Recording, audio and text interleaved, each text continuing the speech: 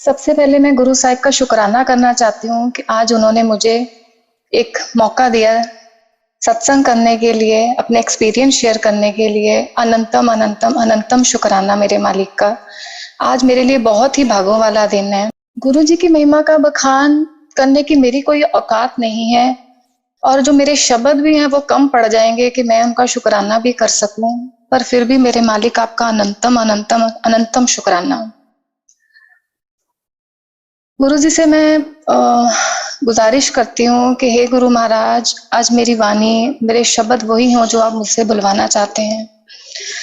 अगर उनसे कुछ मांगने की बात कहूँ तो हमेशा से मेरी एक यही प्रार्थना होती है कि हे मेरे मालिक, मेरे मुख से कभी भी ऐसे शब्द ना निकलें जो किसी के मन को ठेस पहुंचाएं, और मेरे कानों को इतना सब्र दे दीजिए कि अगर कोई गुस्से में बोलता है या कुछ भी गलत बोल जाता है, मैं उनको सुन सकूं, सह सकूं। मन हमेशा शांत रहे। जैसे अभी आंटी ने व्याख्या करी, उसमें भी उन्होंने यही चीज बोली है कि अगर मन को आप टिका लेते हो तो आपको आपके अंदर भगवान ही दिखेंगे, और वैसे भी हमारे अंदर भगवान ही हैं। और हे गुरु साहिब, बस सब्र और शांति की ताकत बख्शिए। अगर मैं अपनी लाइफ की, अगर गुरु जी के साथ अपनी जर्नी की शुरुआत की बात करूं तो वो मेरे लिए एक नंबर होगा, लेकिन पता नहीं कितने जन्मों से और इस जन्म में शुरू से ही उन्होंने मुझे अपनी शरण में रखा हुआ है। इतनी कृपाएं करी हैं कि उनकी महिमा का मैं गुणगान कर ही नहीं सकती। लेकिन जब मुझे सबसे पहली बार गुरु जी के बारे में पता चला 2003 में, मेरी शादी के बाद, हमारे घर पे एक बहुत प्यारी संगत सोनिया आंटी, उनसे बहुत ही प्रेम है। उस टाइम तो कहें वो मेरी एक फ्रेंड और एक मेरी बड़ी बहन के समान थी। उनका नाम मैं इसीलिए लेना चाह रही हूँ क्योंकि गुरुजी ने उनको ही माध्यम चुना मुझे अपने साथ जोड़ने के लिए, और उसके बाद अपनी शरण में लेने के लिए भी। कई बार वो जब बताते थे कि गुरुजी तो सदा शिव हैं, इज लॉर्ड शिवा, तो मैं हमेशा उनका मुंह देखती थी क्योंकि मेरा दिमाग बहुत ही पढ़ा लिखा था। बातों पे विश्वास नहीं होता था, लेकिन कभी उनको मैं क्वेश्चन भी नहीं कर पाई। हमेशा उनको सुनती थी, उनका फेथ इतना ज्यादा होता था कि मेरे डाउट छोटे पड़ जाते थे। लेकिन शायद वो एक राइट टाइम नहीं था मेरे लिए। मेरे शायद अभी कुछ कर्म कटने बाकी थे, ये तो गुरु महाराज को ही पता है। तो उसके बाद जैसे वो कई बार बताते थे, और जैसे मैंने पहले बोला कि कभी उनसे पूछा नहीं, बस वो बताते थे। उसके बाद 2008 में एक बार ऐसे मेरे मन में आया और उनको मैंने पूछा कि दीदी आप दिल्ली नहीं जाते हो और गुरुजी कैसे हैं? तब मुझे पता चला कि 2007 में गुरुजी ने चोला छोड़ दिया है। उसके बाद जैसे एक फुल स्टॉप सा लग जाता है, कभी कोई भी बात नहीं होती गुरु साहिब के बारे में, उनका कोई भी सत्संग या कुछ भी ऐसा नहीं। फिर दोबारा से अब जब गुरुजी कहें कि एक राइट टाइम है, 2020 में फिर वो समय आता है जब गुरुजी का बुलावा आता है।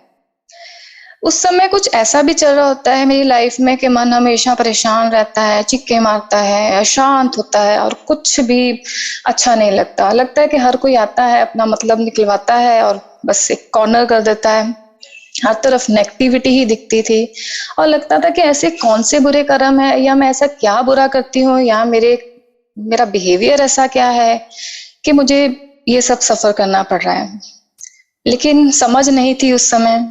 और कई बार क्या होता था कि मेरे को रात को नींद ही नहीं आती थी बहुत बहुत समय। अगर सो जाती थी तो फिर कभी 3 बजे 4 बजे उठ जाना, और इतनी कोशिश करनी कि 2-2 घंटे लग जाते थे मुझे सोने के लिए। गुरु महाराज की कृपा रही कि उन्होंने मुझे अपने सत्संग पे उनका बुलावा आया। सत्संग पे जब बुलावा आया तो मेरे मन में एक यही क्वेश्चन था, यही प्रश्न था कि हे महाराज, कि मेरे अगर कर्म इतने बुरे हैं या मैं ऐसी हूं, तो आप तो भगवान हैं, तो आपके सत्संग पे मैं कैसे हो सकती हूँ? यही सोच के, जैसे होता है ना कि हम हर बात अपने भगवान से करते हैं, चाहे आप खुश हो, दुखी हो, जो भी आपके मन में सवाल आता है, शुरू से ही बचपन से मेरी यही आदत रही है कि मैं उनसे बातें करती रही हूँ। तो मैंने तब भी उनसे यही पूछा कि हे महाराज, कि अगर आप भगवान हैं तो क्या मैं इतने लायक हूं कि मैं वहां आ सकूं?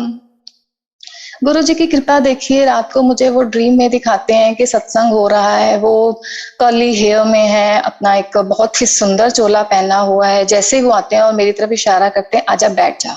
और इतनी संगत होती है, बेहिसाब संगत। सुबह जब उठती हूँ तो मुझे मेरे सवाल का जवाब मिल चुका होता है। सत्संग में जाती हूँ, वहां शब्द सुनती हूँ, शब्द वाणी सुनती हूँ, लेकिन मन जो होता है बस एक ही चीज पुकार रहा है, गुरु जी गुरु जी गुरु जी गुरु जी। अच्छा भी लग रहा होता है वहां बैठ के, आंखों से आंसू भी निकल रहे होते हैं।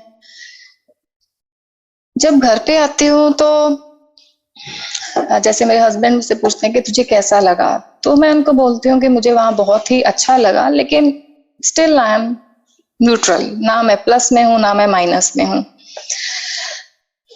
तो जैसे मैंने आपको बोला कि मैं हमेशा उनसे बात करती रही हूँ और मुझे वो आंसर्स देते रहे हैं। तो मैं तब भी यही बोली कि मुझे तो अपने हर सवाल का जवाब भगवान से चाहिए। क्या वो देख नहीं रहे हैं कि क्या हो रहा है? वो आके मुझसे बात क्यों नहीं कर रहे हैं? तो मेरे हस्बैंड मेरे को हंस रहे थे, कहते हाँ भगवान आएगा तेरे लिए, तेरे से बातें करने के लिए। तो मैंने कहा क्यों नहीं, मुझे तो 1-to-1 आंसर चाहिए अपने, ऐसा क्यों नहीं। तो उस टाइम मेरी नीस भी मेरे पास रह रही थी, वो 5 साल की थी उस टाइम। और ये जो मैंने आपको बताया कि जैसे मुझे नींद नहीं आती थी, ये शायद मेरे हस्बैंड के अलावा किसी को भी नहीं पता था। तो वो नीस मेरी जो 5 साल की बहुत छोटी, वो मेरे पास बैठी होती, तो एकदम से वो बोलना शुरू कर देती है कि वो आपको कुछ प्रॉब्लम है। तो मैं उसको बहुत कैजुअल सा लेती हूँ कि पता नहीं क्या बात कर रही है। फिर वो कहती है आपको कुछ नींद की प्रॉब्लम है।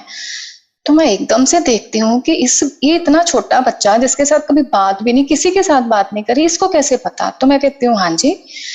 तो कहती है मैं आपको एक बात बताऊं, आप गुरुजी को प्रेयर किया करो रात को सोने से पहले हाथ जोड़कर।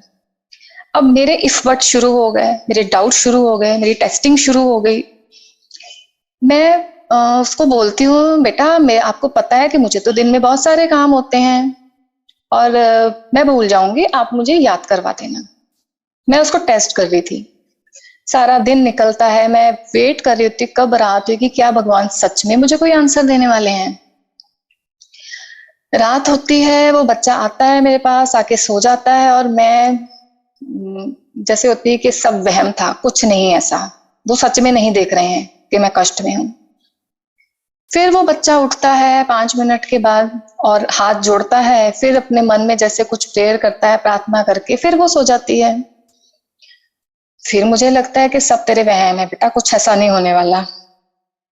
वो लड़की फिर उठती है 5 मिनट के बाद और मेरे कानों में बोलती है, ताकि कि कोई और सुन ना पाए जो मेरे आसपास है, कि बुआ मैं आपको याद करवा दूं, आपने गुरुजी को प्रेयर करके सोना है।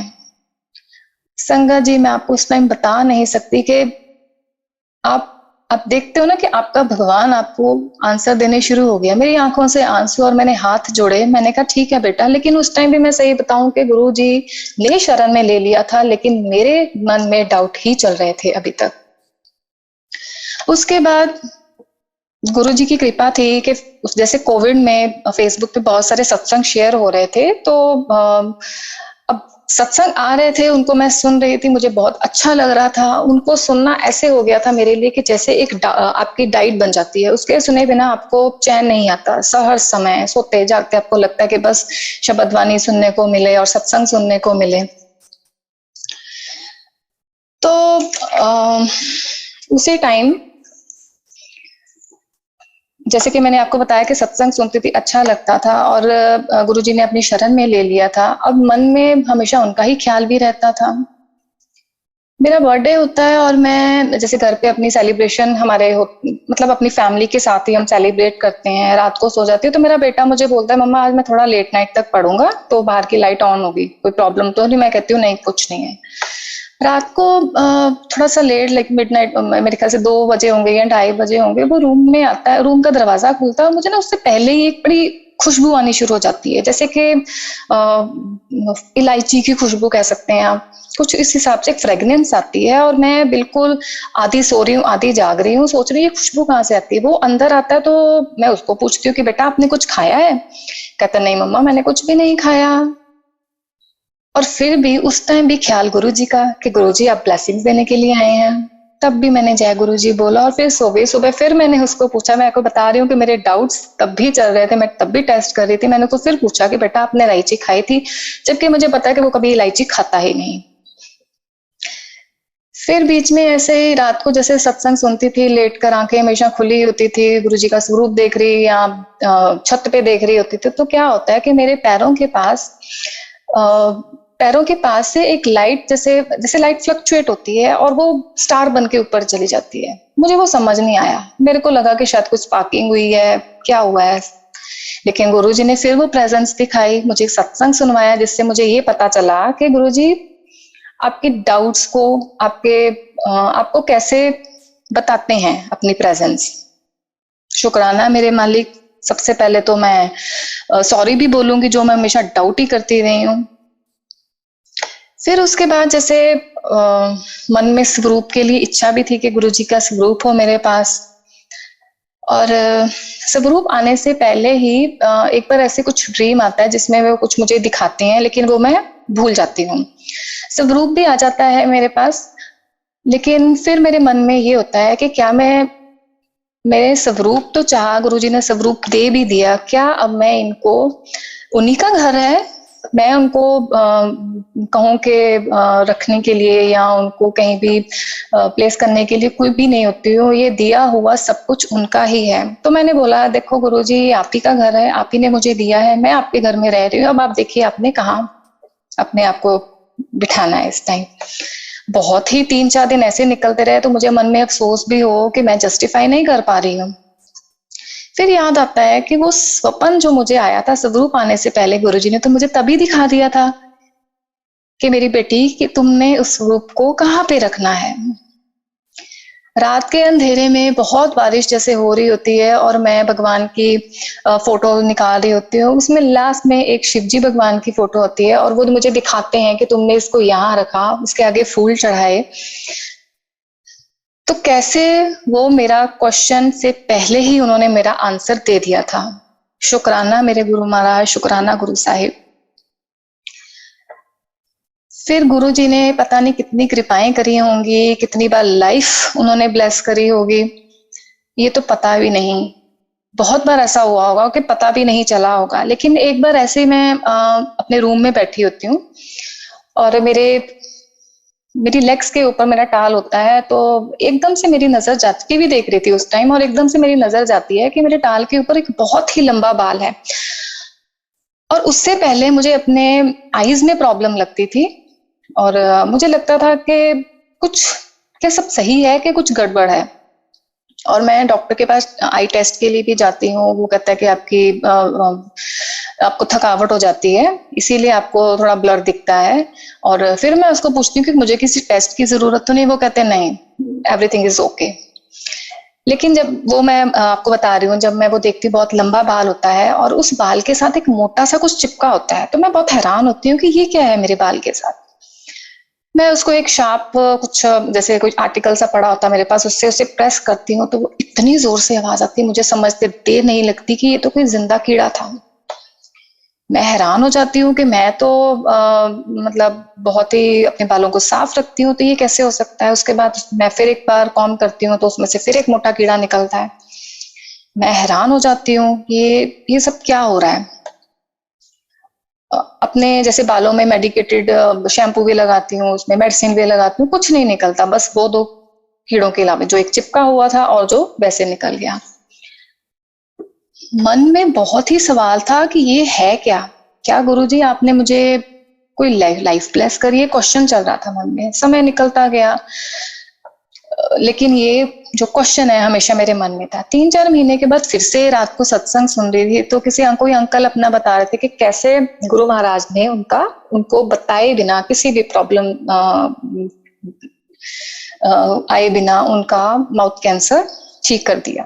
फिर मेरे मन में वही क्वेश्चन, मैं गुरुजी को प्रार्थना करके सोती हूँ, मतलब उनसे बात कर रही होती हूँ कि गुरुजी अगर सच में कुछ ऐसा हुआ था, अगर आपने लाइफ ब्लेस करी है, मुझे कैसे पता चलेगा। जबकि उनको तो बताने की जरूरत ही नहीं, लेकिन हम इंसान होते हैं ना, हमें तो सब कुछ ही जानना होता है। तो मैं उनको ये बोलती हूँ कि आप मुझे कोई मैसेज भेजोगे या आप मुझे कोई सत्संग सुनवाओगे, क्या करोगे आप? चलो आप ही देखो कैसे बताना है मुझे। नेक्स्ट डे मैं अपनी फ्रेंड से बात कर रही होती हूँ, गुरुजी की संगत, तो उनको फोन करती हूँ, काफी देर हम बात करते रहते हैं। जैसे फोन रखने वाले होते हैं तो वो एकदम से मुझे बोलती है, अरे मैंने तो फोन भी करने वाली थी आज। तो मैं पूछती हूँ, हाँ जी बताइए क्या बात थी? तो कहते रात को मुझे ड्रीम आता है और मैं तेरे सिर में कंघी कर रही होती हूँ और उसमें से कीड़े निकलते हैं, तेरी पीठ में से इतना लोहा निकलता है कि तेरे जब बालों को कॉम्ब करने के बाद तेरा हेयर स्टाइल बना देती हूँ, बाल छोटे छोटे छोटे कर देती हूँ। मैं उनको सुनी जा रही हूँ और मेरे तो प्रश्न का जवाब जैसे मुझे मिल रहा है, तो फिर मैं उनको बताती हूँ कि दीदी ऐसे हुआ था मेरे साथ। मैं रात को ही गुरुजी को ये उनसे बात करके ही सोई हूँ कि गुरु महाराज आप मुझे कैसे बताएंगे। देखो आपसे उन्होंने मुझे आंसर भी दे दिया। शुक्राना मेरे मालिक, शुक्राना, आपने पता नहीं कितनी बार हेल्थ बख्शी होगी, कितनी बार लाइफ बख्शी होगी। अनंतम शुक्राना, अनंतम शुक्राना। इसी के साथ फिर बाद में बेटे का जैसे बर्थडे आता है, तो अब बच्चों टीनेज में है वो, तो बच्चों को शौक भी होता है गिफ्ट्स का, बड़े बड़ी चीजें कि ये हो वो हो। तो मैं उसको वैसे चिढ़ा रही थी, नहीं हम ऐसा कुछ नहीं लेने वाले, और वो चिढ़ भी गया। तो ऐसे ही उसको पूछती हूँ कि भाई तेरे को क्या गिफ्ट में चाहिए? तो वो चुप रहता है। मैं कहती हूँ कि ऐसे कर, तू गुरुजी से गुरुजी को मांग ले, वैसे भी तू उनके सामने बैठता है, शब्द सुनता है, तो उनसे उन्हीं को मांग ले, इससे बड़ा गिफ्ट क्या होगा तुम्हारे लिए? तो वो मुझे कहता है कि मम्मा वो कैसे मांगते हैं गुरुजी से गुरुजी को? तो मैं उसको उस टाइम एक्सप्लेन नहीं कर पाई, वो आज भी नहीं एक्सप्लेन कर सकती, लेकिन उसको इतना बोलती हूँ कि कोई बात नहीं, तेरे को मैं कुछ लिख के दूंगी तो वो प्रेयर कर लेना अपने बर्थडे से पहले रात को। तो उसके बाद मैं गूगल पे जैसे सर्च करती हूँ, आजकल हर कुछ ही हम उसी पे सर्च करना शुरू हो गए हैं, और सर्च करती हूँ कि गुरुजी का स्वरूप मिले और उसके साथ कुछ बर्थडे विश लिखी हो साथ में, लेकिन मुझे ऐसा कुछ नहीं मिलता। तो क्या मैं करती हूँ कि अब जब काम कर रही होती हूँ दिन में, तो गुरुजी इतना मन में ख्याल डालते हैं कि ये बोलना है, ये लिखना है, ये लिखना है। तो मैं कहती हूँ वाह गुरुजी आप तो खुद ही बता रहे हो मुझे क्या लिखना है, लेकिन जब उसको मैं लिखने बैठती हूँ तो उसको शब्दों में नहीं पिरो पाती। लिख भी रही हूँ लेकिन गुरुजी को बोल रही हूँ कि ये तो मेरे मन से नहीं आ रहा गुरुजी, ये वो नहीं है जो आप कह रहे हो मुझे उसको इसको लिखने के लिए।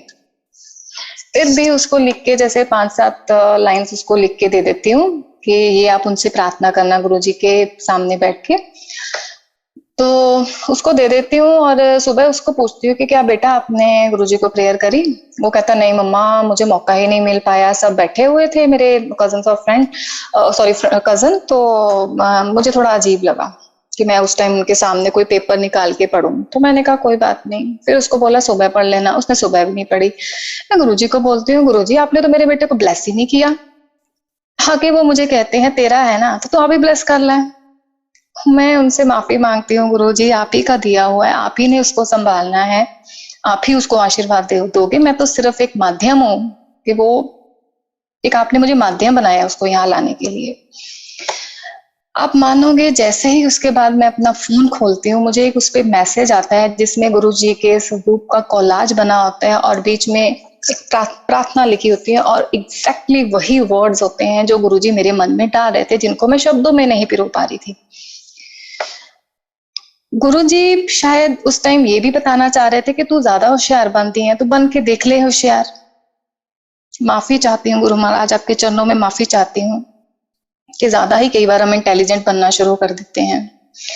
जैसे वो प्रार्थना प्रेयर मेरे सामने मेरे फोन पे मैं देखती हूँ, मैं भाग के उसके पास जाती हूँ, फिर उसको पूछती हूँ तूने पढ़ा? कहता नहीं। मैंने कहा वो पेपर वापस कर दे। उसको लगा कि मम्मा गुस्से में आ गई। मैंने कहा नहीं, अब तो गुरुजी ने साक्षात तेरे लिए प्रार्थना भेज दी है, इससे बड़ा तेरे लिए गिफ्ट क्या है? तुझे मांगने से पहले ही, गुरुजी से मांगने से पहले ही गुरुजी ने तुझे अपनी शरण में ले लिया, कि खुद उन्होंने वो सब भेजा।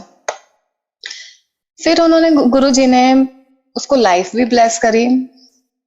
घर पे कंस्ट्रक्शन चल रही थी तो टाइल्स का काम होना था। मैं, मेरे हस्बैंड और टाइल जो लगाने वाला वो आया हुआ था, वो हमें जैसे नंबर ऑफ टाइल्स पूछ रहा था कितनी है, तो हम एग्जैक्टली हमें नंबर्स नहीं पता थे, पास में बेटा भी खड़ा था उस टाइम। तो हम उसको रफ एक आइडिया दे देते हैं, बेटे को पता नहीं क्या होता है, वो नीचे जाता है, मतलब वो चला जाता है वहां से। और मैं अपना काम करने के लिए किचन में आ जाती हूँ। मेरे हस्बैंड और टाइल वाला दोनों खड़े होते हैं, आपस में बात कर रहे हैं। तो एकदम से मुझे किचन में बड़ी जोर से आवाज आती है।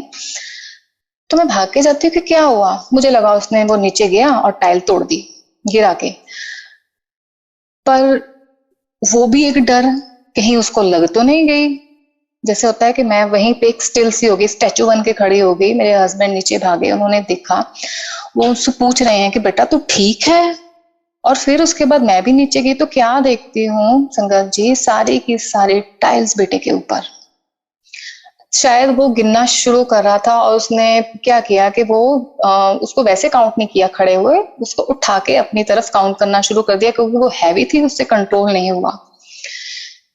जैसी वो टाइल्स उसके ऊपर गिरी, वो पीछे दीवार की तरफ गया और वहां पे एक एल्युमिनियम का दरवाजा था, उसमें जाके लगा। वो दरवाजा टूट गया। उसके पीछे वॉशिंग मशीन थी, जिसने कि उसको बैलेंस कर लिया, वहीं कंट्रोल कर लिया, नहीं खड़ा रहने दिया। जबकि जहाँ पे टाइल्स पड़ी थी वो खड़ा था, और वो मशीन वाले एरिया के बीच में 7 से 8 इंच का गैप था ग्राउंड का, ग्राउंड लेवल का।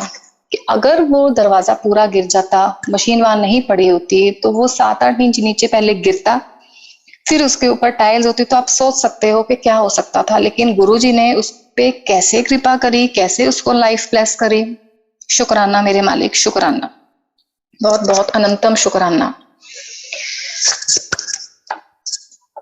फिर 2021 में बैसाखी होती है, बैसाखी आई 13 अप्रैल को। तो मन में इच्छा होती थी, मन में इच्छा थी कि मैं गुरु घर का लंगर खाने जाऊं। तो मम्मा मुझे इंसिस्ट करते हैं कि जाओ तुम लंगर कराओ, मैं तो नहीं मैं नहीं जा पाऊंगी। तो मैं अपनी बेटी को और अपनी मेरी नीस आई होती है बड़ी, और उन दोनों को पूछती हूँ कि आप मेरे साथ चलोगे। तो वो कहते हैं हाँ जी हम चलेंगे। उनको मैं बोल देती हूँ कि हम लोग 1:30 के अराउंड निकलेंगे और गुरु घर का प्रसाद खा के आएंगे। अब उन दोनों लड़कियों ने थोड़ा टाइम लगा दिया तैयार होने में, और मुझे भूख लग रही थी, तो मैंने ऐसे फ्रूट उठाया, खाना शुरू कर दिया। तो मेरी नीस बोलती क्या बात है बुआ, आपने तो यहीं पे खाना शुरू कर दिया। मैंने कहा मुझे भूख, मतलब चिढ़ के उसको बोला, मैंने कहा भूख लगी हुई और तुम लोग बहुत लेट कर रहे हो। वो कहते सॉरी चलो अभी अभी निकलते हैं। हम लोग गए वहां पर। तो जैसे हम लंगर हॉल में जा रहे थे, तो मुझे दूर से एक येलो येलो कुछ दिखा। मैंने कहा वहां पकौड़े हैं क्या है। तो देखा पास में जाके जलेबी थी। मैंने कहा वाह गुरु महाराज आज तो जलेबी खाने को मिलेगी। तो वहां जब प्लेट देते हैं वहां पे सेवादार, और वो खुद डाल रहे होते हैं जो दाल सब्जी रोटी प्रसाद। तो जब जो रोटी प्रसाद वाले सेवादार जी थे, उन्होंने एकदम से अपनी मुट्ठी भरी और मेरी प्लेट में डाल दी। 7 के 8 रुमाली प्रसादे जो उन्होंने मेरी प्लेट में डाल दी, जबकि मैं छोटे 2 फुलकों से ज्यादा खा नहीं पाती। मैं उनको देख रही हूँ और वो मुझे देख रहे हैं। उन्होंने एक बार हाथ भी बढ़ाया कि मैं निकाल लूं, लेकिन हाथ पीछे कर लिया, और मेरी भी इतनी हिम्मत नहीं हो पाई कि मैं उनको बोलूं कि आप ये कम कर दीजिए। मैं बेटियों को बोलती हूँ कि तुम लोग मत लेना, मेरे से ले लेना, वो भी ऑलरेडी ले चुके थे। मैं बैठती हूँ और खाना शुरू कर देती हूँ, खा रही हूँ, और मैं कहती गुरुजी आज तक तुसी मैंने चंगे ही पढ़ने पाता है, 7-8 प्रसादे कैसे खाऊंगी मैं। अब ये भी गुरुजी की कृपा देखिए, उसमें से 6 प्रसादे तो मैं खा गई। वो कहाँ गए वो भी पता नहीं चले मुझे। लंगर खाने के बाद देखा जलेबी नहीं आ रही है। तो बेटियां पास में बोलती हैं कि प्रसादे तो खाए नहीं जा रहे और अभी जलेबी खानी है आपको। मैंने कहा नहीं वो तो मुझे खानी है। देखते हैं जब हम उठ के जाते हैं तो जहाँ पे पहले जलेबी का वो पतीला जो बड़े बड़े ड्रम्स होते हैं वो पड़े हुए थे, वहां कुछ भी नहीं था। तो हमें लगा कि वो खत्म हो गई। मैं फिर प्लेट लेके खड़ी हूँ कि मुझे तो जलेबी खानी थी। तो मेरी नीस मुझे बोलती है पहले प्लेट रखो आपको जलेबी दिलवा देते हैं। मैंने कहा नहीं मुझे तो भर के प्लेट जलेबी खानी थी। तो जब पता चल जाता है कि हाँ वहाँ जलेबी नहीं है, तो हम अपनी प्लेट्स रखते हैं और गुरु दरबार पे माथा टेकने अपनी हाजिरी लगाने के लिए जाते हैं। वहां पे भी मैं गुरु ग्रंथ साहिब के सामने बैठ के यही बोलती हूँ कि हे गुरु महाराज, गुरु जी आज तो मुझे जलेबी नहीं मिली खाने के लिए बच्चों की तरह। और वहां हमें हलवा प्रसाद मिलता है और उसको हम गुरुद्वारा के बाहर बिल्कुल आते जैसे दरवाजे के पास खड़े होके खाना शुरू कर देते हैं। और उनको बताती हूँ अपनी बेटियों को कि मैंने तो गुरुजी को ऐसे बोला। कहते हम सुन रहे थे, हम देख रहे थे कि कितने लालची हो आप तो, और जब आपको जलेबियां मिलनी है ना तो आपसे खाई भी नहीं जानी। मैंने कहा चलो ठीक है, देख लेंगे। हम वहां खड़े होके जैसे हलवा प्रसाद खा रहे थे तो पीछे से मुझे एक आवाज सुनाई देती है। मैंने कहा लो जी, अब सेवादार जी आ गए हैं, अब डांटेंगे कि आप यहाँ खड़े होके क्यों खा रहे हो, आराम से बैठ के कहीं साइड में बैठ के खाइए। मैं डर के मारे पीछे ही नहीं देखती। वो फिर बोलते हैं कुछ। फिर जब मैं पीछे देखती हूँ मुड़ के तो वो मेरी तरफ हाथ करते हैं और मुझे कहते हैं जलेबी खानी है तो ले लो। मैं उनके हाथ देखती हूँ संगत जी, उनके हाथ में अखबार अखबार जलेबियों से भरी हुई, और जलेबियों को देख के जलेबी जलेबी, जय गुरु महाराज जय गुरु महाराज। आप इतनी इतनी छोटी छोटी बात का भी ध्यान रखते हैं कि कहाँ से वो सेवादार घूम के आया, कहाँ से वो हमारे पास आया, जबकि हम लंगर हॉल के पास नहीं थे, हम तो गुरुद्वारा पहुंच गए थे। कैसे उन्होंने भेजा, गुरुजी खुद खुद ही आए थे वो, और जलेबियां देखने। और सच में वही बात हुई, 2 से 3 दिन मैं जलेबियां ही खाती रही। शुक्राना मेरे मालिक, शुक्राना, हर कृपा का, हर महिमा का आपको, आपका शुक्राना। उसके बाद एक बार मुझे बालाजी की चौकी पे जाने का अवसर मिलता है। तो वहां भी बैठ के मेरे मन में क्या सवाल आ रहे हैं। मैं कहती हूँ कि गुरुजी आप किसी को दर्शन देते हो, जोत में दर्शन देते हो, किसी को ओम बना के दिखाते हो, तो क्या मुझे कभी ऐसे दर्शन होंगे? और और कुछ ऐसा था वहां पे, कोई ऐसे शख्स थे जिनको मैं खुद नहीं बुलाना चाह रही थी उनको अवॉइड कर रही थी कि ये बुलाएंगे तो ठीक है, मैं इनको खुद नहीं विश करूंगी, जबकि वो मेरे बिल्कुल ही पास में बैठे हुए थे। मैंने फुल टाइम उनको इग्नोर किया और गुरुजी को ये बोले जा रही हूँ और साथ में ये भी कह रही हूँ देख लो अपनी बेटी का हाल, एक तरफ से तुमसे दर्शन मांग रही है और दूसरी तरफ से कैसे घटिया ख्यालात भी मन में है कि ऐसा कौन सा तूने काम कर लिया कि किसी को अवॉइड करे, इतना ऐसी क्या हस्ती है तू, कुछ भी नहीं है तू। लेकिन फिर भी हम तो अपने ईगो में बैठे हुए हैं। बालाजी की चौकी हो जाती है, उसके बाद लंगर प्रसाद भी खा लेते हैं, फिर हम लोग खड़े होते हैं वहां पे जस्ट टू से बाय टू रोस्ट।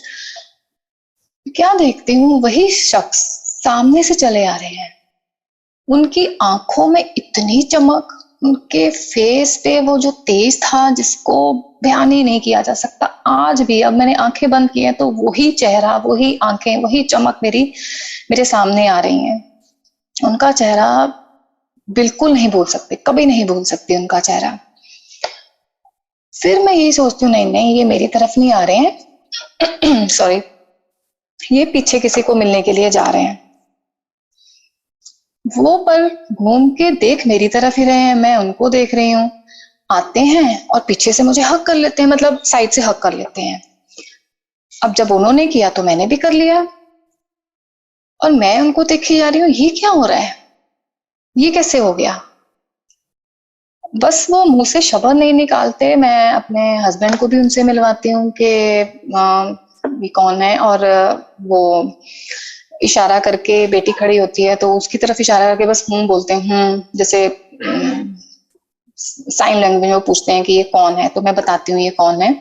वो उसके सर पे हाथ रखते हैं और बस हम लोग आपस में हाथ जोड़ते हैं और मैं घर वापस आ जाती हूँ। वो अपने रास्ते पे कहाँ गए वो भी नहीं पता मुझे। मन में बड़ा पश्चाताप होता है कि ऐसी ईगो क्यों थी। तूने बोला कि मैं इग्नोर करूंगी, लेकिन वो सामने से चल के आए, शर्म आनी चाहिए मुझे अपने आप पर। अगले दिन सुबह किचन में काम कर रही होती हूँ, काम करते करते कुछ नहीं सोच रही रात के बारे में कि कल क्या हुआ क्या नहीं हुआ, लेकिन जैसे वो गुरु महाराज ने वो दोबारा से वीडियो, वो सब कुछ पिक्चर मेरे दिमाग में चलानी शुरू कर दी। मेरी आंखों के सामने वो सब कुछ घूमना शुरू हो गया तो घूमते घूमते मैं एकदम से वो मेरे मन में डालते हैं, वो जड़ा कल आया सी वो कौन सी। मैं स्टैचू बन जाती हूँ और मैं बोलती हूँ गुरुजी वो आप थे। मतलब देखिए कि मैं गुरुजी से क्या बोल रही हूँ वहां पे कि क्या गुरुजी आप मुझे कभी दर्शन देंगे, क्या मुझे भी कभी ओम के दर्शन होंगे ऐसे, क्या मुझे भी कभी जोत में दिखाई देंगे आप। और दूसरी तरफ मन में चल रहा है कि मैं तो इसको नहीं बुलाऊंगी। गुरु जी उसी को लेके आए, उसके ही अंदर आके मेरे पास आए, मुझसे मिलवाया। एक तो मेरी ईगो को खत्म किया और ऊपर से आके मिले। धन्यवाद गुरु महाराज। और मुझे उसके और अपनी सोच पे, अपनी नीच सोच पे इतनी शर्म आती है कि गुरु महाराज को मेरी इच्छा पूरी करने के लिए मेरे लेवल पे आना पड़ा। ये तो उनकी मेहर है कि हमारी इतनी छोटी छोटी छोटी छोटी बातों का भी वो ध्यान रखते हैं, इच्छाएं पूरी करते हैं। लेकिन हम उनके लिए क्या करते हैं? मुझे तो लगता है हम तो पूरा ट्रस्ट भी नहीं कर पाते हैं। सरेंडर तो बहुत दूर की बात है। अपनी बात कहूं तो मुझे ऐसा ही लगता है कि शायद मैं गुरु जी की बहुत ही बुरी संगत हूं, जो कि उनके लिए करके पाती है। उनके जो वो चाहते हैं क्या उस रास्ते पे चल पाती हूँ। क्षमा कीजिए गुरु महाराज, क्षमा कीजिए। बीच में फिर लास्ट ईयर 2021 में फिर कुछ ऐसा हुआ कि हर तरफ मुझे नेगेटिविटी सी ही दिख रही थी। और ऐसा महसूस हो रहा था कि मेरे अंदर एक नहीं दो दो आत्माएं हैं। एक जो मुझे प्रोवोक कर रही है कि तू अपने आप को खत्म कर, और दूसरी मुझे कह रही है कुछ नहीं करेगी, तू अपने आप को कुछ नहीं करेगी। और अगर ये बात मैं किसी को बताऊं, मुझे लगता ही नहीं कोई समझ पाएगा। या तो किसी ने ये चीज एक्सपीरियंस करी हो, अदरवाइज किसी को बताओ तो वो कहेगा कि पता नहीं पागल हो गई है ये, इसका ना किसी डॉक्टर पास इलाज, ना कोई इसका मुझे सोल्यूशन दे सकता है। लेकिन मैं अपने आप में जो उसको सहती जा रही हूँ, सहती जा रही हूँ, क्योंकि कुछ ऐसी शायद नेगेटिव एनर्जीज होती हैं कई बार कि वो हमें गलत काम करने के लिए प्रोवोक कर रही होती हैं। तो इतनी ज्यादा परेशान थी कि मैं घर पे काम जरूर करती थी, लेकिन जैसे होता है ना कि किसी से बात नहीं करना, किसी से बात करने को मन नहीं करना, चुप रहना कि कोई मुझे बुलाए ना, ना मैं किसी को बुलाऊं, मैं अपने काम करूं और अकेले जाके बैठ जाऊं, या तो चिक्के मार मार के रो लूं। कई बार रोती भी थी, छुप के रो लेना कि किसी को क्या बताऊंगी, कोई मेरे को समझ भी पाएगा। फिर जब बहुत ही ज्यादा लगने लग गया तो मैंने गुरु महाराज से यही प्रार्थना करी। और उस टाइम में क्या होता था कि उससे पहले मैं जैसे आपको बताया कि शब्द भी सुनती थी, सत्संग भी सुनती थी, दिन में 2-2 3-3 बार सत्संग भी सुन लेने, उससे भी लगना कि अभी और सुनने हैं, शब्द सुनने हैं तो और सुनने हैं। चाहे मैं नहा रही हूँ, चाहे मैं सो रही हूँ, चाहे जो भी कर रही हूँ, मुझे शब्द वाणी वो सब सुनना अच्छा लगता था। लेकिन उस टाइम पे क्या हुआ कि वो सब बंद हो गया।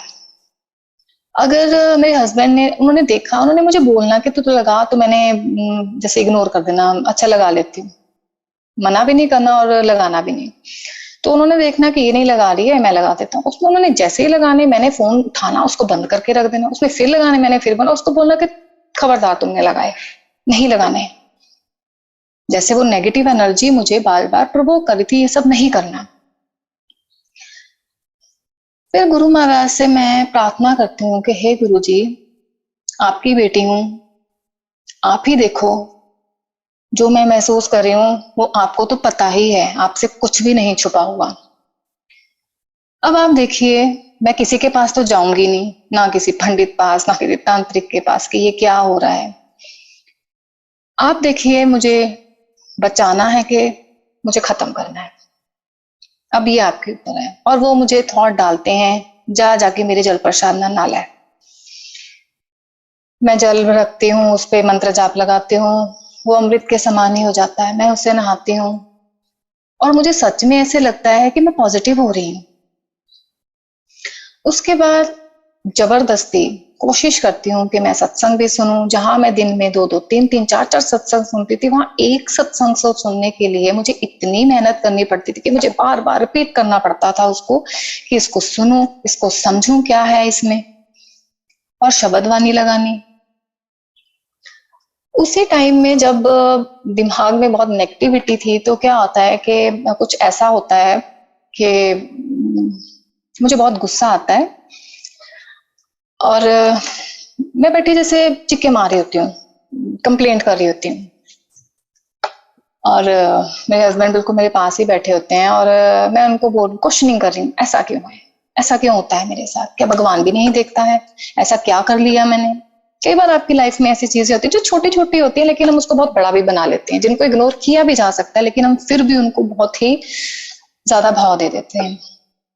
इतना गुस्सा आता है मुझे, इतना गुस्सा आता है कि मेरे पास गणेश जी की मूर्ति पड़ी होती है, उसको मैं उसको मैं मूर्ति नहीं, मैं कहती हूँ तुम भगवान हो ना, भगवान हो, तो मैं उसको पटक के फेंकती हूँ बहुत जोर से। तो जैसे मेरे हस्बैंड पास में बैठे थे, वो उठाते हैं फिर रख देते हैं, मुझे फिर गुस्सा आता है, मैं फिर फेंक देती हूँ। 3 बार इतनी जोर से फेंकती हूँ कि मुझे लगता है कि अगर अगर इतनी जोर से कोई चीज फेंकी जाए तो वो टूट जाती है, लेकिन वो गणेश जी की जो प्रतिमा, जिसको भगवान समझ के फेंक रही थी, वो ठीक थी। लास्ट में जब सबको मना किया होता है कि कोई नहीं उठाएगा, अपने अंदर का गुबार निकाल लेती हूँ, तो खुद ही उठाती हूँ फिर उसको और रख देती हूँ। देखती हूँ कहीं से टूटी तो नहीं, कुछ ऐसा दिखता नहीं। फिर उसके बाद जैसे मैंने आपको बताया कि मैं सत्संग सुनने की कोशिश करती हूँ, शब्द वाणी लगाती हूँ, चाहे वो इतने अच्छे से समझ भी नहीं आ रही, सत्संग पे इतना ध्यान भी नहीं जा रहा, लेकिन जैसे हम प्रैक्टिस करते हैं ना कि मुझे सुनना है, मुझे सुनना ही है, यही मेरा सोल्यूशन है मेरी हर प्रॉब्लम का। तो सत्संग सुनते हुए एकदम से फिर से वही विजन आता है। उससे पहले मुझे ड्रीम आता है, सॉरी, उससे पहले एक ड्रीम क्या आता है कि मैं उसी जगह पे बैठी हूँ जहाँ पे वो गणेश जी की प्रतिमा है, छोटी सी मूर्ति है, और वहां पे एक छोटा बच्चा होता है, वो मेरी लैप में होता है, उसके पैरों से खून निकल रहा है। मैं परेशान होती, पहले तो मुझे पता ही नहीं वो बच्चा कौन सा है। फिर परेशान होती हूँ कि इसको खून, इसका जो ब्लड निकल रहा है, ये बंद, इसको दबाने पे या ये बंद क्यों नहीं हो रहा है, इसका रीजन क्या है, परेशानी हुई जा रही हूँ। वो सुबह उठती हूँ और सब कुछ भूल चुकी होती हूँ उसके बारे में। जब मैं सत्संग सुन रही हूँ और एकदम से फिर से वो गुरुजी जैसे विजन डालते हैं मेरे मन में कि जिसको फेंका था, क्या समझ के फेंका था, मैंने उसको कोई पत्थर की मूर्ति समझ के नहीं फेंका। इतना गुस्सा था कि उसको भगवान समझा और भगवान समझ उसको फेंका। और किसको चोट लगी? वो उन्हीं को चोट लगी कि तेरी चोट मैंने अपने ऊपर ले ली, तूने वो जोर से फेंका और मुझे चोट लग गई। मैं भाग के जाती हूँ, फिर से देखती हूँ कि उनके पैर, और माफी मांगती हूँ, लेकिन उस माफी की तो कभी भी कोई, सॉरी, उस गुनाह की तो कभी कोई माफी ही नहीं है, कभी माफी नहीं है। वो तो बख्शनहार हैं कि उन्होंने, शायद मेरा कोई कष्ट था, मुझे कुछ ऐसा होना था कि जो उन्होंने अपने ऊपर ले लिया, लेकिन मैंने अपने रब को, अपने गुरु महाराज को, गुरु साहिब को चोट पहुंचा दी। इस गुनाह का तो पश्चाताप हमेशा रहेगा। उन्होंने चाहे माफ भी कर दिया हो, उन्होंने माफ कर भी दिया है, लेकिन मैं कभी उसके लिए अपने आप को माफ नहीं कर पाऊंगी। कैसे वो कैसे वो आपको अपनी कहते हैं ना कि बुरे समय से या आपको बुरी एनर्जी से बचाते हैं, वो हम नहीं समझते। हमें, हमारी क्वेश्चनिंग होती है कि हमारे साथ ऐसा क्यों हुआ, हम तो सामने वाले का बहुत अच्छा करते हैं, लेकिन हम ये भूल जाते हैं कि हमारे पिछले जन्मों के भी तो कोई कर्म होते हैं, उनको भी तो हमें भुगतना है। अभी पता नहीं कितने बुरे कर्म थे जिनको वो छोटे में ही कटवा रहे हैं। अगर अब भी मैं पीछे मुड़ के देखूं तो ऐसा क्या था जो मेरा इतना शोर था? ये तो उनकी कृपा होगी, उनकी कोई कृपा ही थी, या कोई ऐसा, शायद कोई ऐसा अच्छा काम कर लिया होगा, कोई अच्छा कर्म किया होगा जो उन्होंने मुझे अपनी शरण में ले लिया, और मेरे बड़े बड़े कष्टों को उन्होंने छोटे से कष्टों में निकलवा दिया। जय गुरु महाराज, आपका अनंतम शुक्राना, हमेशा शुक्राना करूं वो भी कम ही है। एक बार ऐसे ही फोन पे बात चल रही होती है मेरी किसी संगत के साथ ही, तो उनसे पूछती हूँ क्या कर रहे थे, तो वो कहते हैं अभी लंगर खा रहे थे। जैसे कोविड में मंदिर में अलाउड नहीं था लंगर, और वो प्लेट में दे देते हैं जैसे, तो वो घर पे लाके खा रहे थे, और मेरे मन में यही आता है कि गुरु महाराज, मुझे तो लंगर खाए बड़ी देर हो गई, कब खाना है लंगर? और गुरु जी क्या मुझे मैसेज भेजते हैं कि हम जो तो खान बैठेंगे ना, तो मंत्र जाप ला लें, वो लंगर ही बन जाना है। सोचो कितनी छोटी छोटी हमारी ख्वाहिशों का वो फटाफट इंतजाम ही कर देते हैं। जल्द ही, बिल्कुल समय नहीं लगाते। मैंने उस टाइम जय गुरु जी बोला, खाना खाने बैठी, मंत्र जाप लगाया। एक कहते हैं ना कि आपके साथ हर तरह का रिश्ता होता है भगवान के साथ। एक फादर का भी हो जाता है, एक फ्रेंड का भी हो जाता है, एक भाई का भी हो जाता है, एक माँ का भी हो जाता है। हर रूप में वो खरे उतरते हैं, लेकिन हम एक बच्चे के रूप में भी खरे नहीं उतर पाते। उनसे हमेशा यही प्रार्थना होती है कि हमें ऐसी संगत बनाओ, ऐसी दात बख्शो, समझ की ऐसी दात बख्शो कि आपको भी हम पे फक्र हो, आपके नाम की दात बख्शो, और किसी चीज की तरफ ध्यान ही ना जाए हमारा। फिर मन में बड़ी इच्छा थी कि गुरुजी का जैसे सत्संग भी हो घर पे। अब उस ये भी उन्हीं की लीला। मन में ख्याल तो वो फटाफट पढ़ ही लेते हैं, तो उन्हीं को बोल देती हूँ, थॉट डाला है तो आप ही देखो कैसे करना है। तो जैसे एक फैमिली फ्रेंड है और उनके पास हम जाते हैं, पता नहीं कहाँ से वो एकदम से बोलते हैं सत्संग करो और राजमा चावल खाने हैं, जबकि वो कभी ऐसी बात करते ही नहीं। बहुत हैरानी सी होती है जब आके मुझे मतलब ये चीज पता चलती कि उन्होंने ऐसे बोला। मैंने कहा इसका मतलब ये तो गुरुजी का मैसेज है, तो कभी ऐसे बात करते ही नहीं। अब हम अपनी समझ के हिसाब से दिन चूज करने लग जाते हैं, अपने कंफर्ट के हिसाब से कि हाँ सैटरडे कर लेंगे, कि नेक्स्ट डे छुट्टी होती है, संडे सबको ऑफ होता है। अपना कंफर्ट देख रहे थे, लेकिन गुरुजी की तो प्लानिंग ही अलग थी। उन्होंने उसके लिए होली का दिन चूज किया हुआ था कि होली वाले दिन ये सत्संग होगा। जय गुरु महाराज।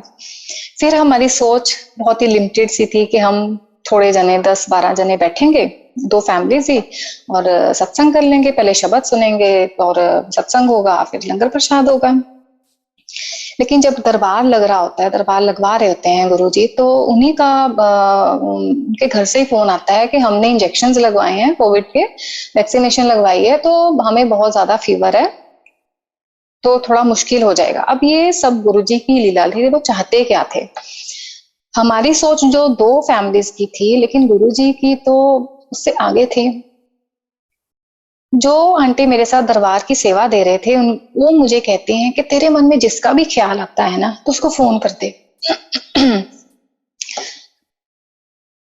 तो जैसे ही मेरे मन में 2-3-4 नाम आते हैं, उनको मैं कॉल कर देती हूँ कि ऐसे गुरुजी का सत्संग है।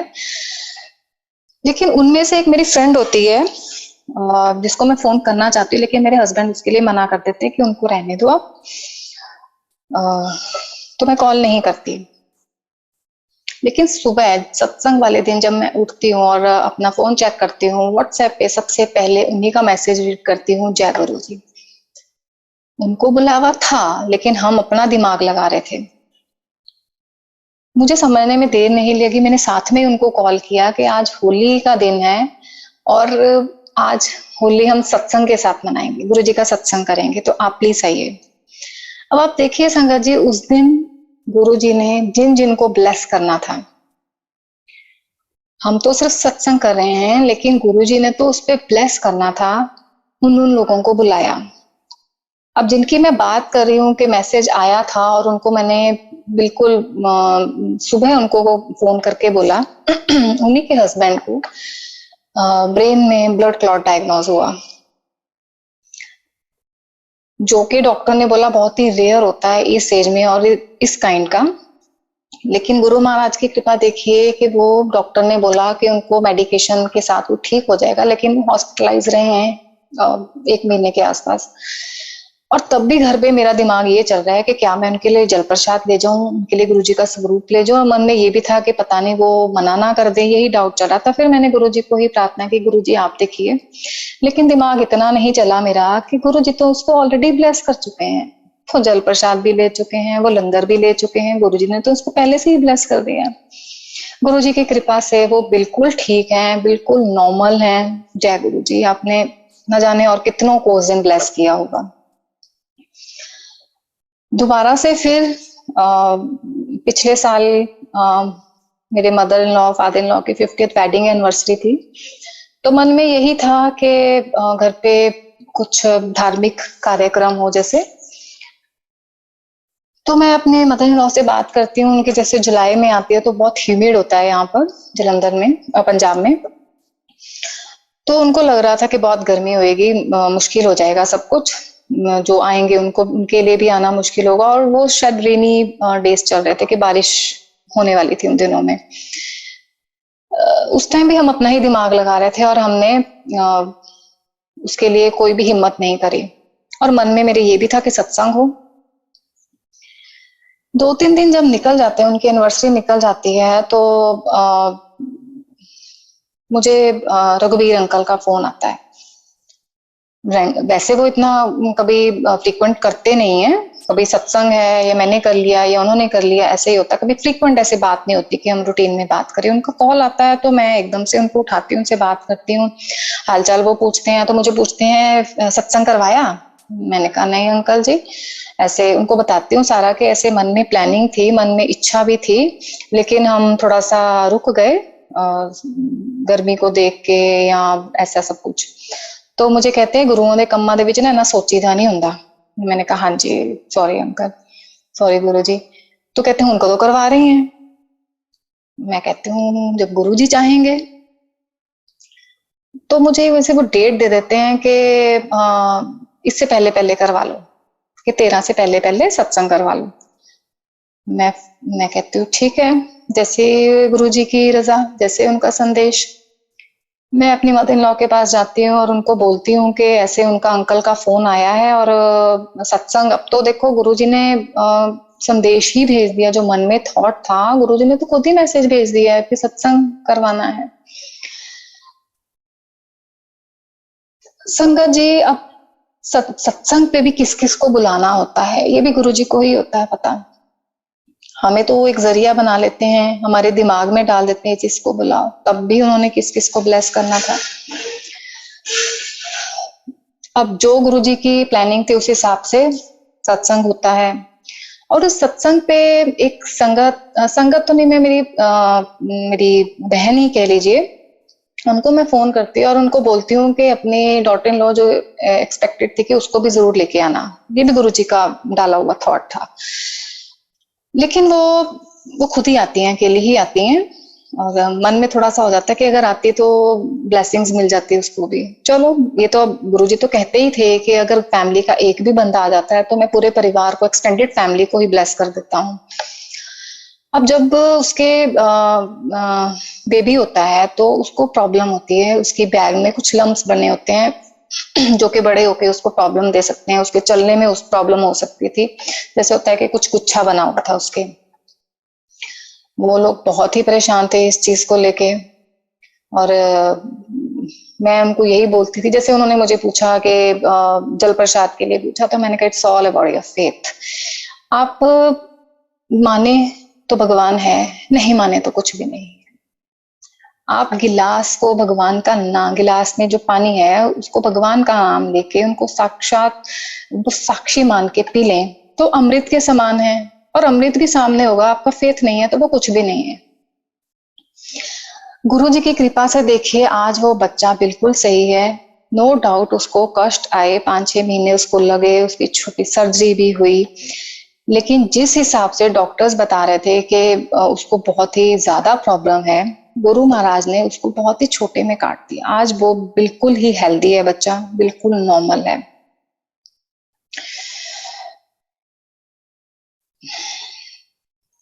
शायद मैं समय थोड़ा ज्यादा भी ले रही हूँ आंटी, समय है अभी? हाँ जी आंटी, हाँ जी आंटी, आप शेयर कर सकते हैं जी। तो गुरुजी जब अपने साथ जोड़ते हैं, जो मैं अपने एक्सपीरियंस से कहती हूँ, कह सकती हूँ कि एक ट्रांसफॉर्मेशन होती है आप में। जब आप हर नेगेटिव चीज में, हर नेगेटिव एस्पेक्ट में अपने, चाहे वो उस टाइम आपके कोई कष्ट होते हैं या आपको कोई चीज नहीं मिल रही होती है, तो आप उसको भी पॉजिटिव लेना शुरू कर लेते हैं। जहाँ पे पहले हम बहुत ही ज्यादा हाइपर हो जाते हैं या तड़पते हैं, ये काम नहीं हो रहा है, ये कष्ट क्यों आ गया है, लेकिन अब जब आप गुरु जी की शरण में होते हैं, आप उसकी रजा में ही राजी होना शुरू कर देते हैं कि ये जो मुझे नहीं मिल रहा है, इसके पीछे भी उन्हीं की मेहर है, शायद ये चीज मेरे लिए सही नहीं है या इसके लिए अभी राइट टाइम नहीं है। और हर नेगेटिव चीज को अब पॉजिटिव लेना शुरू कर देते हैं। ये उन्हीं की कृपा होती है। हमारी सोच तो बहुत ही छोटी होती है, बहुत ही छोटी होती है, लेकिन वो जिस हिसाब से हमें ट्रांसफॉर्म कर देते हैं, उनकी रजा में हम रहना शुरू कर देते हैं, तो लाइफ का एक अलग ही मजा हो जाता है कि किन छोटी छोटी चीजों के लिए हम अपना समय बर्बाद करते रहे हैं, क्या करने आए थे हम यहाँ पे और क्या कर रहे हैं।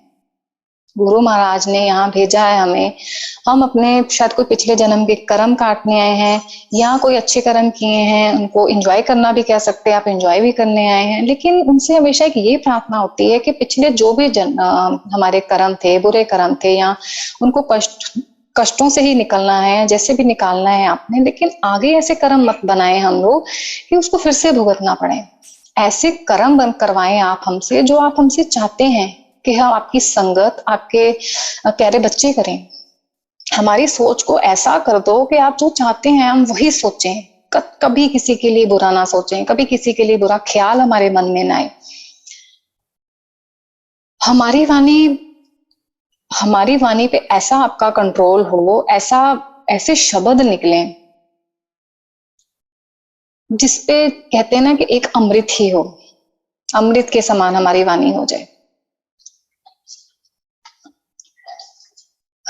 अभी सत्संग और भी हैं, तो बड़े मंदिर जाने की भी बहुत जैसे इच्छा थी। और उससे पहले क्या, एक बार ड्रीम में मुझे गुरुजी दिखाते हैं कि मैं और मेरी मदर एक बेंच में बैठे होते हैं, और वो जैसे मुझे लग रहा होता है कि वो हॉस्पिटल है जहाँ पे मैं अपनी वेट कर रही हूँ, किस चीज के लिए कर रही हूँ पता नहीं। और क्योंकि भी टाइम लग रहा होता है उसमें, कुछ जो भी प्रोसीजर होना है, जो भी होना है, तो मैं अपनी मदर को बोलती हूँ घर जाके अपने चप्पल, अपने कपड़े ले आती हूँ। तो वो कहते हैं चलो ठीक है।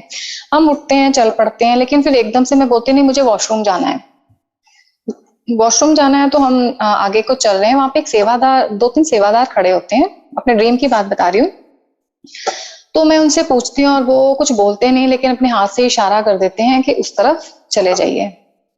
मैं उधर जाती हूँ, पता नहीं जाते जाते अपनी चप्पल जो मैं लेने जा रही थी घर से, वो चप्पल उतारती हूँ वहां पे, और सीढ़ियां चढ़, देखती हूँ कि सीढ़ियां चढ़ के एक दरवाजा है जिसके अंदर कोई जाता है, वो खुलता है और थोड़ा सा खुल के साथ ही बंद हो जाता है। जितने की भी झलक उसकी मुझे दिखाई पड़ती है, उससे ये लगता है कि इसके अंदर तो स्वर्ग है।